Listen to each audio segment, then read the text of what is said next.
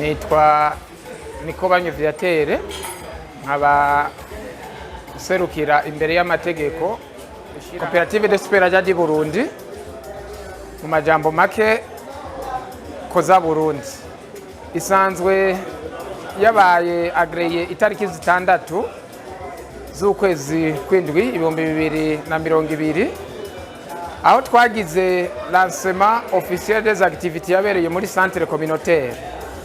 Uno munsi niho tugize assemblée igira gatatu aho turamutse dutumira abaformateur canke abakonsulta babiri mu migambi dusanzwe dufise nayo ariyi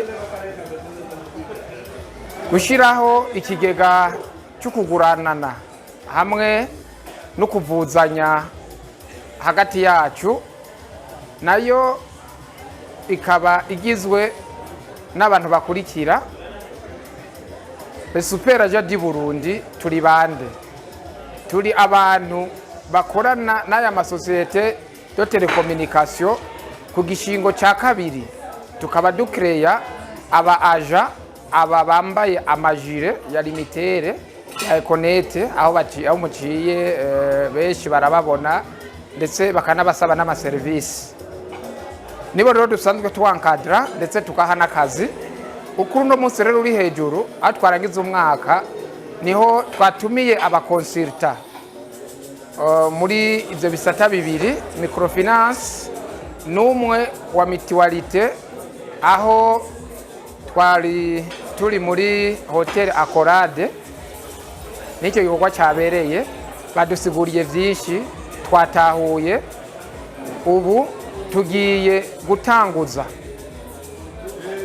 mu byo dutahura microfinance izofasha guha ingurane aba bantu bari muri iyi segiteri ya monnaie électronique, limikashi, ekokashi, kuko basanzwe batari bameze nk'abazwi, ariko ubu bagiye kuza bararonka ingurane biciye muri iyo microfinance tugiye kuzoshiraho vuba, kuko kubyo twumvise badusigurira amahera cyangwa umutahe turawababa, kuko muri uno mwaka tumaze turangura turafise muri umutahe wa microfinance twababa miliyoni 200.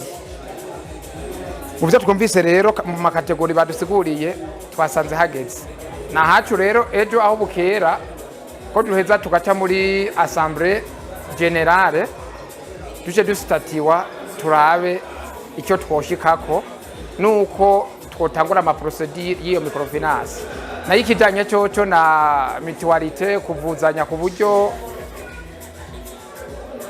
icyo abandi barondera mu buzi bwa leta ari ijya mituwere, ati mvuze umwana nzovuze iki, ariko natwe tugiye gushiraho icyo kigega vuba, kuko tuza twaratanguye decotisation hagati yacu, ariko nibaza ko ejo tuzofata ingingo muri assemblée générale. Nivyo nogerageza kuvuga, hanyuma duhejeje ivyo twari dufise kwifurizanya hagati umunsi mukuru wa anniversaire hagati yacu. Nicyo gituma mutubona uyu munsi kuri no mugoroba tukoraniye aha hantu twiginana twifurizanya umwaka tumaze turangura canke iyi koperative ibayeho.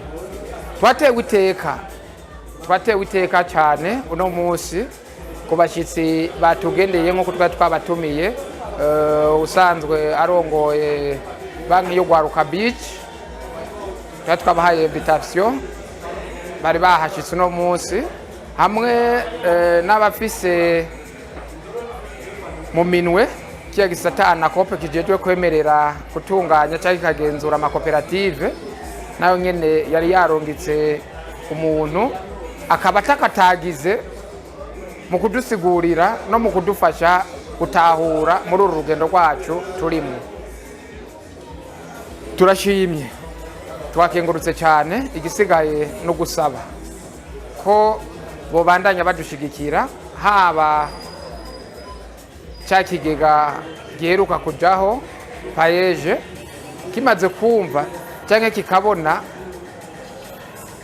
abajene nk'aba bamaze kugira koperative